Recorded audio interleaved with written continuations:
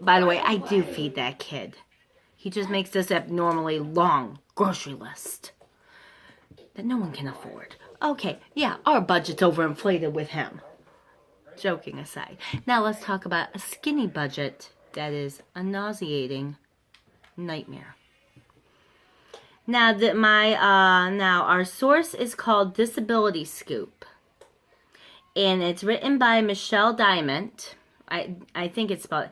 And it was published on May 23rd of this year. It's called Trump Budget Guts Medicaid and Disability Programs. And it shows his Mick Mulvaney, director of the White House Office Management and Budget, speaks during the press conference. Now, I'm going to speak honestly. This guy is a bean counter, a dollars and cents person, and he is also somebody who is willing to cut corners for his rich friends, but you're not his rich friend. You're somebody who's struggling. You're somebody that had something very hard happen. Child with a disability, an adult with a disability. Keep watching. I'll explain. Okay? Deep cuts to Medicaid and other programs that people with disabilities rely on are at the heart of President Donald Trump's first budget proposal. The 4.1 trillion... One moment. No. Oh, no. You want to know I showed him real quick? The Q-tip. He doesn't like his ears getting cleaned. Who does? However, I can guarantee I won't be interrupted if I have this in my hand. I'm not cleaning his ears, but I'm getting him to let me do this. Okay. The 4.1 trillion spending plan released on Tuesday would put safety net programs on the chopping block while bolstering defense spending. Can I ask a question here? Who are we planning to go to war with that we need this much defense? Are we really planning to piss off all of Europe, all of the Middle East, Mexico, Australia? Are we planning to piss these people off, Trump? No. Okay, sorry. Okay. I might go into what I call my Trump rant briefly, because I read this and I'm thinking, no, this is unacceptable. Okay.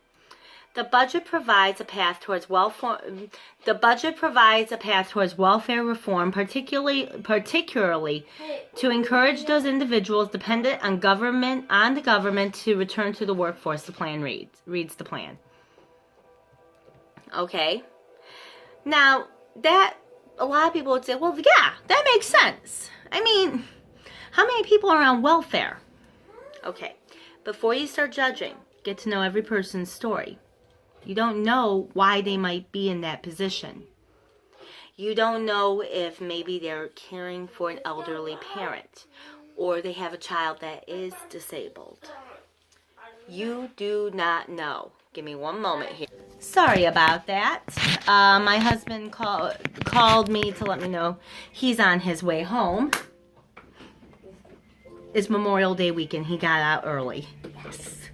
Party over here. Okay, sorry. And I told him he was going to stop at the store and pick up some stuff. I told him come home because Matthew has been begging for him to come home all day. Yeah. They love their daddy. And Steve, leave that in. Okay? We keep it real over here in the crazy lane. Now, back to what I was talking about with the budget. Now, here is the thing. I just brought up how their alleged goal is to put people back into the workforce. Okay. Trump is looking to slash $610 billion from Medicaid in the next decade.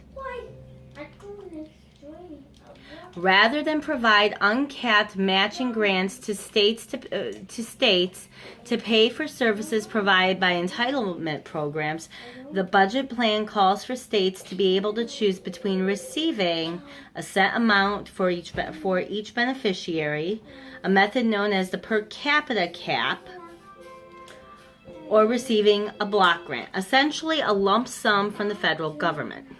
Pretty much what they're saying is they want to give it back to the states. They want to. Paul Ryan's main dream for Medicaid. One moment here. Am I doing a video? Mm-hmm. Then you need to please. Welcome to stubbornness. All right. Paul Ryan's dream, since he was doing kegs in college, was most people while doing kegs in college are dreaming of not getting a hangover or dreaming of who they're going to get it on with at that party. He was dreaming of giving Medicaid back to the states. Can we just scream out one word? Dweeb. I'm sorry, as my father would say, what a dweeb. And my father, by the way, voted the GOP way. So anybody who makes their snide comment about my daddy, I wouldn't be doing that if I were you. Okay? Now, disability advocates say that such fundamental shift to Medicaid would have a far-reaching consequence for people with developmental disabilities, for example, autism, and affecting the availability of everything from health care to home to community-based services. One moment. Do you want pizza? Then go sit. Play Minecraft, honey. Build your own world. Honestly, Minecraft rocks. Okay.